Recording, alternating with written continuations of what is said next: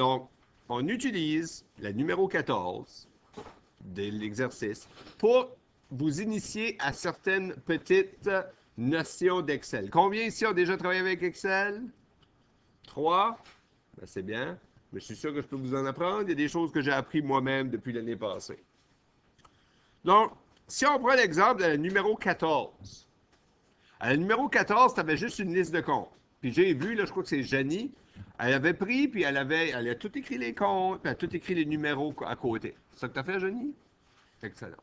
Puis y a-tu d'autres qui ont fait ça? Non? Il y en a une couple qui ont fait ça. Mais c'est pas mauvais. OK?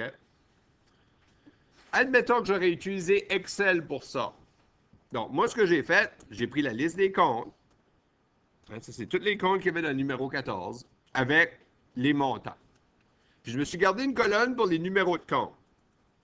Parce que je te rappelle que le numéro de compte, ça nous donne une information très importante, c'est le type de compte. Hein, les niveaux 1000, c'est les actifs, 2000, c'est les passifs, 3000, c'est les comptes de capitaux propres, 4000, les produits, 5000, les charges.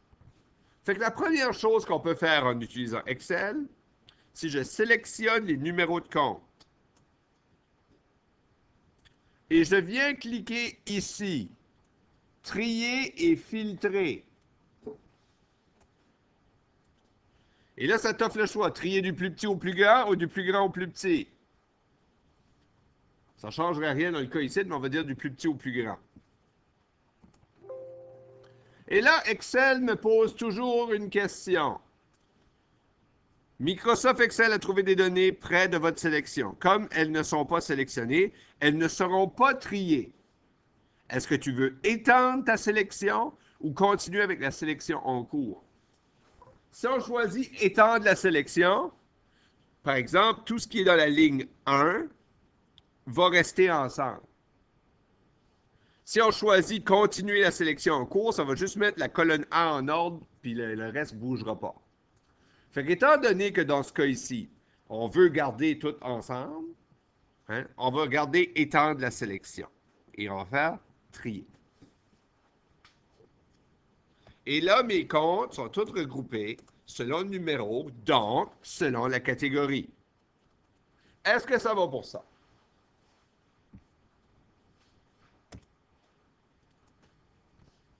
Ce qui est merveilleux avec Excel, c'est qu'une fois qu'on a cette information-là, on n'aura plus besoin de l'écrire de nouveau.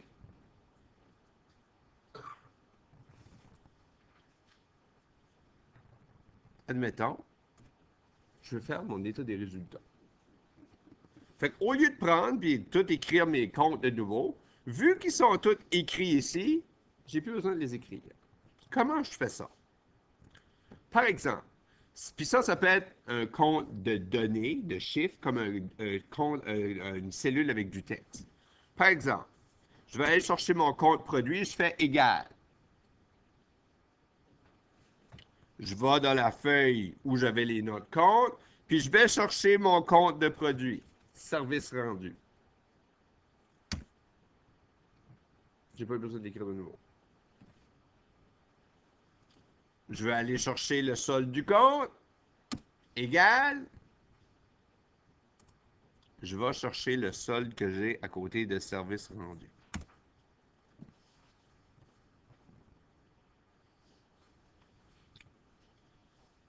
Mais c'est pas tout.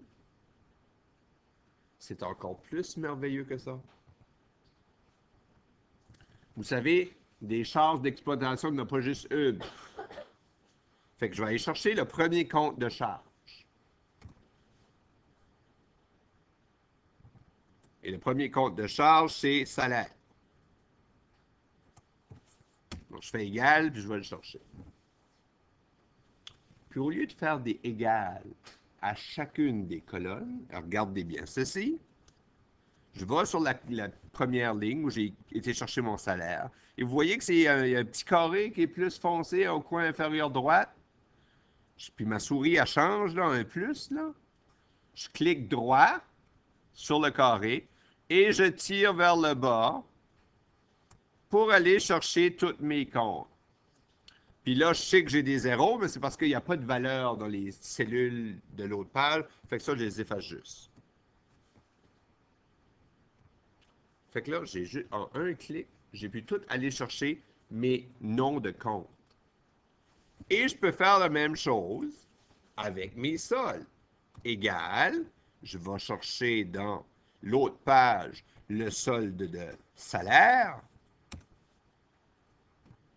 Je reviens sur cette case-là, je clique droit, je viens sur le coin inférieur droit et je en tire vers le bas. Et là, j'ai tous les soldes de tous les comptes de charge.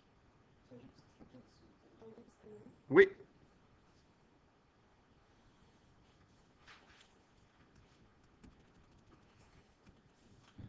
Maintenant, la prochaine chose qu'il faut que j'écrive, c'est mon total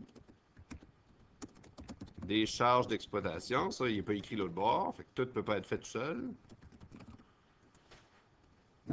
Et là, vous remarquez qu'il y a un retrait, là. Il ne devrait pas avoir de petits espaces ici. Si on veut ajouter ou enlever des espaces, on vient sur les deux boutons ici, là. Par exemple, si je veux enlever l'espace à total des charges, je clique là. Si je veux faire un espace, je clique là. Là, j'en veux pas. Avec Excel, il n'est plus nécessaire d'avoir de calculatrice. On va aller cliquer sur Somme automatique. On va aller sélectionner toutes nos charges. Et voilà, on a le résultat. 40 705,19.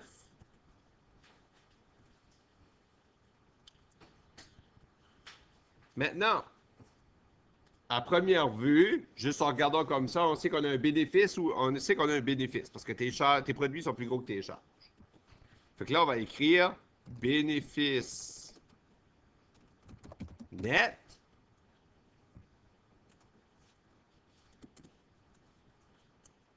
On va enlever le petit retrait. Mais là, on ne peut pas faire une somme.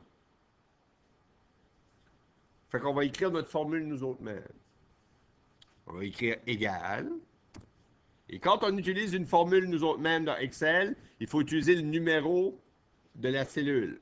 Par exemple, la cellule où ce qu'on a notre total de notre solde de produit, c'est D8. Fait qu'on va écrire D8. Moins le total des charges, D20 moins D20. Et ça va te donner ton bénéfice. Puis là, tu vois, là, ça a été mettre des couleurs, tu sais, pour faire sûr que tu es dans les bonnes cellules pour faire ta formule. On appuie sur Enter et ça donne un bénéfice net de 54 820 et 13 cents. Ça va pour ça?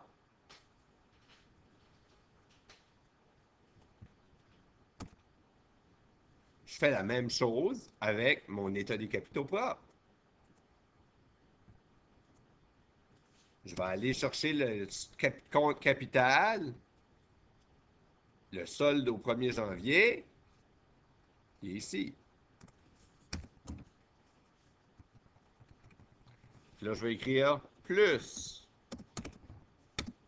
Si je regarde plus, j'ai pas d'apport, j'ai juste un retrait, mais j'ai un bénéfice net. Fait que plus le bénéfice. Oh.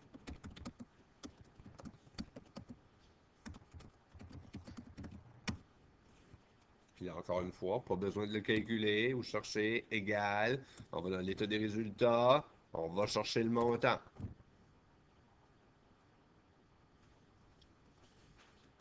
Moins le retrait. On va aller chercher le montant ici. Encore une fois, c'est une soustraction, ça. Ça égale C9 moins C11.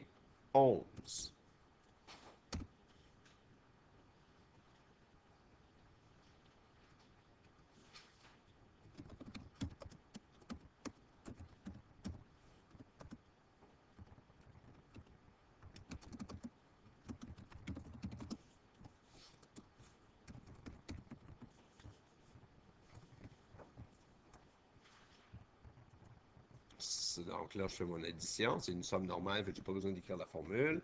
On va chercher la somme. On sélectionne les deux colonnes. Et notre capital au 31 décembre est de 35 154,59.